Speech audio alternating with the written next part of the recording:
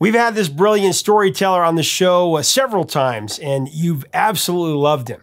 The Renaissance man who's perfected the arts, also known to all generations as the Pina Colada song guy.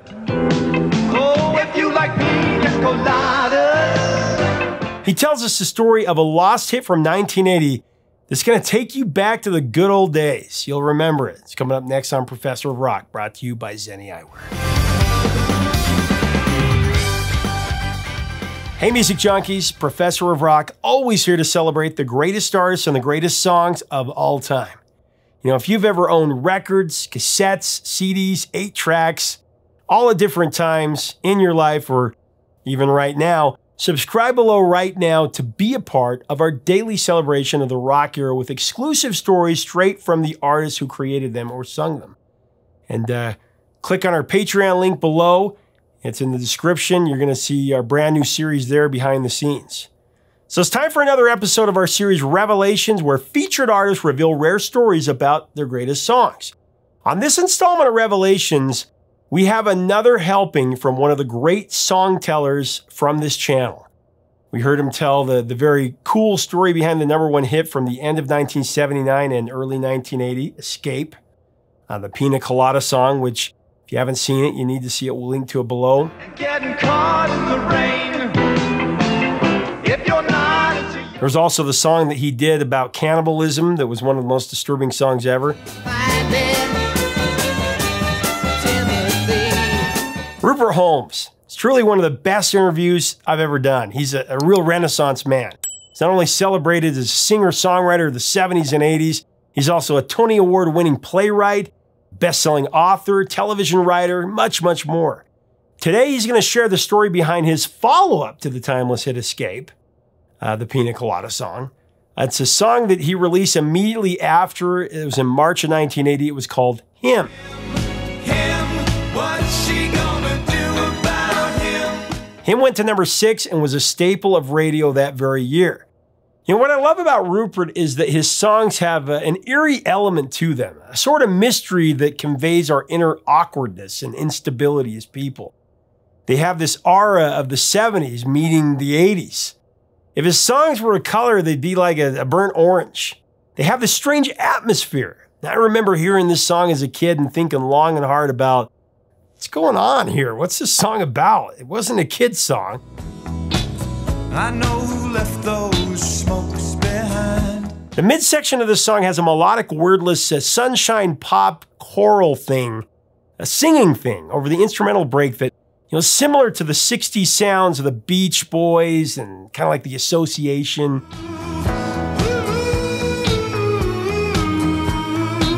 This song definitely stands out in the field of the early 80s pop. Anyway, you'll love it. Rupert is just a talented pop craftsman, and his insight is always profound and entertaining. Now, as we go into this interview, I do want to thank our sponsor, Zenni Eyewear. I'm wearing my red pair today. Again, you can put whatever you want on the side of it. I've got Professor Rock on my side. When you go to Zenni.com, you're able to design your very own pair. You do a virtual try-on to see exactly how you look with Zenni's mirror feature. And then you add on great features like blue blocks, which help protect your eyes from digital blue light that we're exposed to every day through computers and screens.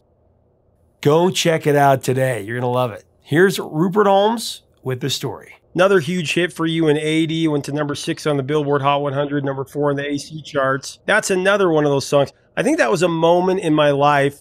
You and Billy Joel were this to me, where I heard a second song. I had heard Escape. If you like pina coladas and getting caught in the rain. And then I heard It's Still Rock and Roll to Me. Punk, even if it's old junk, still rock and roll to me. And then I heard You May Be Right. You may be right, I may be crazy. And Him. What's she gonna do about And realized, wait a second, this sounds like the same guy that sang this song. And that was the first moment where I had that. Well, you thought, yeah. You hear 10 or 15 songs and you're like, oh, those are different songs. And then as a kid, your mind goes, wait a second, I think this is the same person singing both of these songs. I know. It's fascinating. A lot of people, you know, especially in the 50s when I was growing up, Um, so many artists were one record, and that was it. We talk about one-hit wonders, but it wasn't until bands came in and people bought albums and started to learn what the band sounded like from cut to cut. But very often you'd have people associated with just one song, and the idea of, oh, that's the same guy that did that one. Oh yeah, oh, because that's the way he talks. Yeah, oh yeah, and you start to understand what instrumentation he might use. So you were piecing together, oh, there are artists, there are recording artists. My dad giving me some of that knowledge of saying, well, son, let me tell you the story of this song or whatever. Yeah. And that kind of started that education in pop music for me. Yeah, that's great. It's good that your dad encouraged that. Was your dad a musician? He wasn't. He was just a very big fan. He'd always bring home a new record. I remember when he would bring home a new record from, there's a very few places in my small town that sold records. You'd have to drive about 30 minutes to go to a mall where they had a music land. So when he would bring home a new record, it was like the greatest thing in the world. And this was the stuff that he was buying. Talk about Barbra Streisand. That was my mom's favorite singer. He loved Neil Diamond. And then I got into Billy Joel. But that was a great thing when he'd bring home a new record and just the joy that it brought to our lives. Yeah, that's wonderful. Tell me about him. The vocal on that is very nuanced.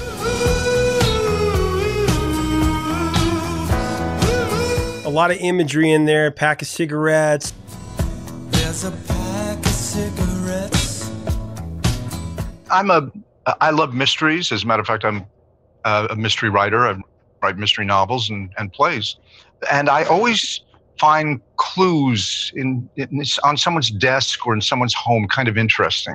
I have this game I love to play. It's a very dangerous game where I'll be sitting across the desk from some executive and I'll read something on his desk upside down. So I'll work it into the conversation. So upside down, I'll read, it'll say Brad Collins. And I'll say, I was just saying to my friend Brad Collins last week, and he'll say, what? What, you know? Now, I don't know where I'm going with this. I don't know but it's just kind of interesting. And with him, with the song Him, it was more a matter of, sometimes I saw somebody once say to his girlfriend, where'd you get this book of matches? And she said, oh, I don't know, I just picked it up. He said, we've never been to this club. But we haven't been, we never went there. Oh, I think I went there. When did you go there? And it's just, there are all kinds of, people leave clues. And sometimes they leave clues because they want to leave clues. They want to be caught. They want to be found out. So Him was sort of about, I just tried to make it what could be more telling than being with your girlfriend and over by the window there is a pack of cigarettes, but it's not your brand and she doesn't smoke. So what do we do with that piece of information?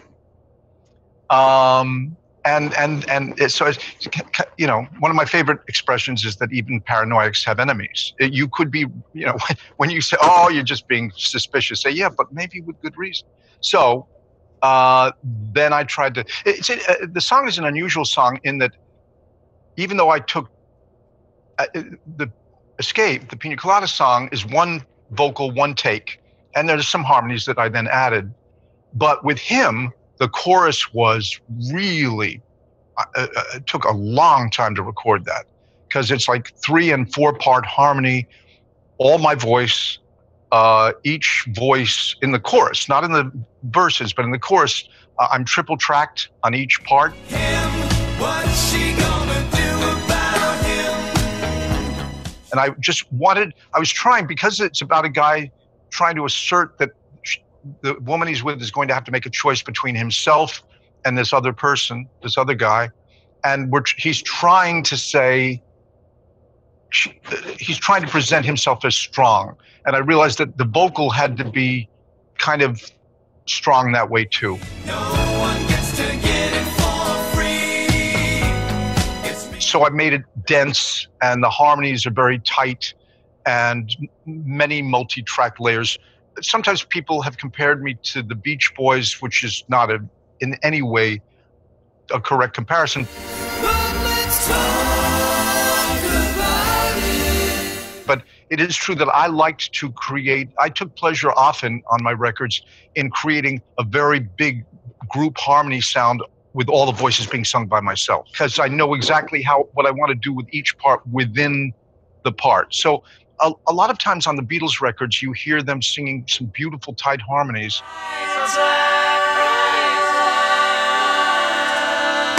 And when they perform the song live, George and Paul and John would sing three-part harmony. But if you really listen to the record, often it's only John Lennon, like This Boy.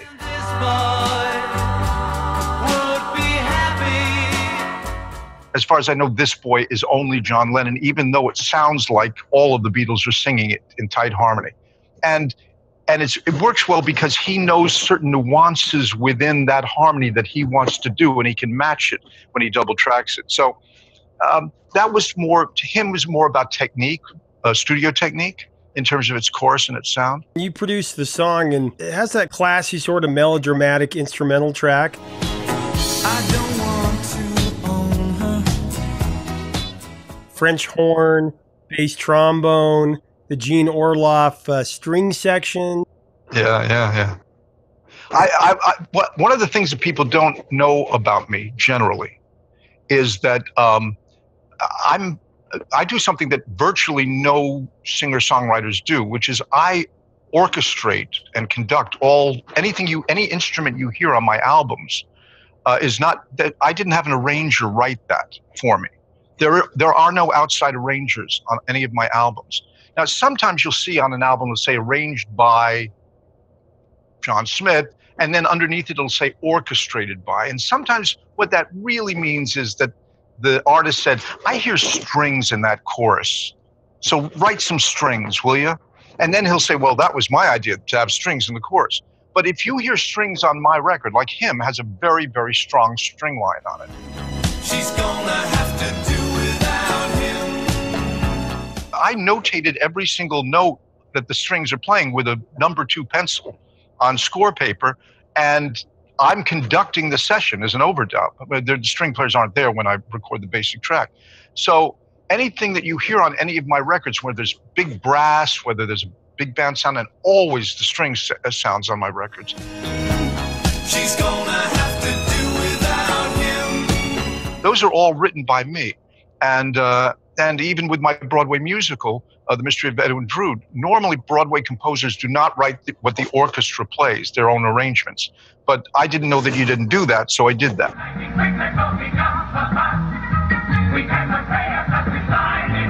And when I worked with, no one told me that you don't do that.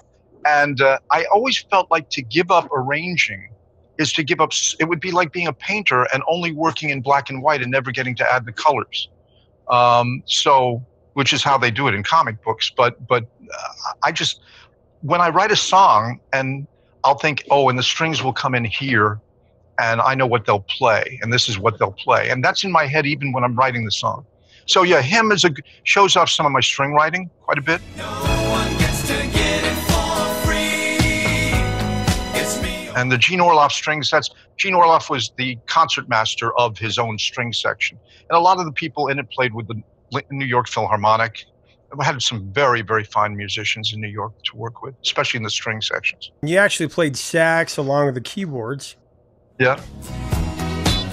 But I can't let her have it both ways. And as you mentioned in Escape, we talked about it was inspired by a personal ad that you saw in the Village Voice. What a storyline for him. I was always curious about that. Take me through writing that, if you don't mind. There was an instance where I saw some guy, a friend of mine, wondering, I mean, literally, it was not about a pack of cigarettes, it was about a matchbook. Pack of cigarettes. Not my. And what happens to me is I'm a shameless eavesdropper. I find people fascinating. Whenever I see a couple that doesn't look like it makes any sense whatsoever, my theory, and I maintain this strongly, is every couple makes sense. You just don't know enough about them yet. In other words, when you see a couple and you say, I can't imagine why, there's probably something you don't know, and there's probably a really good reason. And it isn't always the reason that you think. I saw one couple where one guy was this kind of old guy, late 50s, balding, little tubby. And he was with a partner who was young and handsome, and they spent a lot of money. And I thought, okay, well, I know what that's all about. He's got the money, and the young person is the beneficiary of that, and you get what you pay for. And it turned out that the young guy had the money, and the bald. So I'm saying, well, then I don't know enough about this couple. Okay, well, so anytime I see an unusual situation, I think, what if? Same thing as with Pina Colada, and so with my friend, I thought, oh, he's going to worry about that matchbook. They're going to be talking about when they went to that club. Oh no, you remember? Well, maybe I just picked it up. Maybe I got it. He's going to be obsessing about that matchbook a little bit. And I thought about people sort of saying, well, having enough pride to say, if you want to have someone else in your life, that's fine, but you don't get to have both things.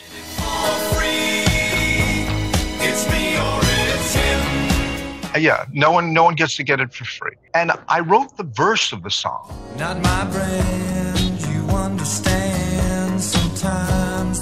And when I got to the chorus, it wasn't a strong enough stance. And I actually let the song sit for about a year, having a verse but no chorus. And the original chorus, he's kind of moping about the situation. It went like, him for whom I'm making room. You sleep with me on a whim when it's convenient for him. And I thought, no, I'm not going to do that. That how can you have sympathy for anyone that willing to be, in that mode of living? So it took me about a year, and then I thought, no, he's going to take a stand, and it's going to be strong. And when I record it, the harmony will be strong harmony. And I'll make the strings go stratospheric, and that will be an assertion.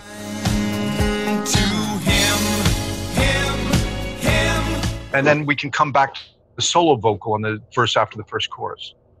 So yeah, it's most of my songs. The question I get most asked of any question at all about Escape is people come to me and say, "Is that story true?" People, they want so much to hear that it is a true story. And I always hate to disappoint them and say, no, it's a work of fiction. I made it up. But I do take a lot of things that happen in life and say, well, what would my take be on that if that did happen to me? So it's not autobiographical, but it is based on somebody's life, and I turned it into what I think he should have done about the situation at that time.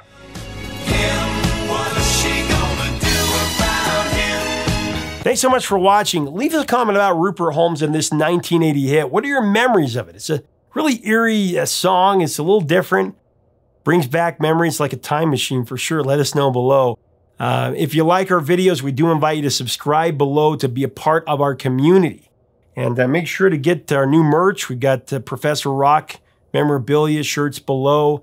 And also our Patreon, we got a new program there. All of this helps us to keep the music alive. That's what we do it for. Until next time, 3 chords and the truth, my friends.